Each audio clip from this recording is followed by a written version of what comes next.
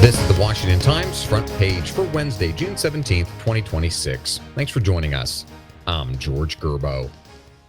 Prosecutors said a plot to unleash explosive drones and sniper fire at the recent UFC event at the White House was meant to jumpstart a revolution by killing President Trump and other top political figures.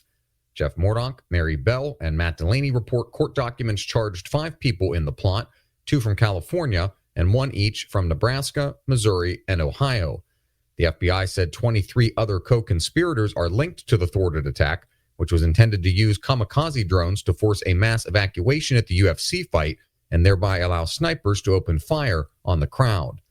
It wasn't clear how close the plot came to be carried out. The motivations cited in court documents include anger over the Trump administration's handling of the Epstein files, the U.S. alliance with Israel, and resentment about the influence of wealthy elites. President Trump says second-stage talks over Iran's nuclear program will unfold rapidly after a preliminary deal is inked Friday, as members of Congress clamor to see details of the proposed deal to end the nearly 4-month-long war. Vaughn Conkane, Kerry Pickett, and Tom Howe report the president said he released the text of the first-stage deal soon. He said Iran wouldn't receive U.S. funding or investments, and the Strait of Hormuz would remain toll-free regardless. Members of Congress and the media are itching to see the text of the Memorandum of Understanding, which Trump and a top Iranian official signed late Sunday to reopen the strait and lift the American naval blockade of Iranian ports. The Wall Street Journal reported Iran would be allowed to immediately begin selling oil and fuel under the memorandum, and sanctions relief would take effect after the agreement is signed. D.C. Council member Jeanette Lewis George is on a path to win the Democratic nomination for mayor, while council colleague Robert White was doing the same in a race to be the city's non-voting delegate to Congress. With 66% of the first-choice votes counted, Matt Delaney reports Lewis George had 53% of the vote for mayor, while former council member Kenya McDuffie had 37%. And with 64% of votes counted in the delegate race, White leads council member Brooke Pinto 66% to 22%. Tuesday marked the district's first use of ranked choice voting, which allows voters to rank their candidates in order of preference.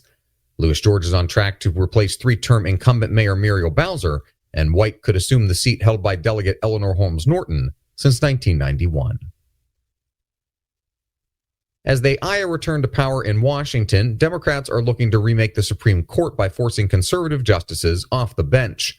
Susan Ferricchio reports Democrats accuse the court of legislating from the bench, with some advocacy groups proposing to add more justices, presumably chosen by a Democratic president, or imposing term limits that would force the retirement of the longest-serving justices, who are currently the most conservative members of the bench. Poll numbers show an overwhelming number of Americans favor term limits for the court. A Marquette University law poll taken in May found 87% of Democrats, 73% of Republicans, and 71% of independents favor term limits for Supreme Court justices.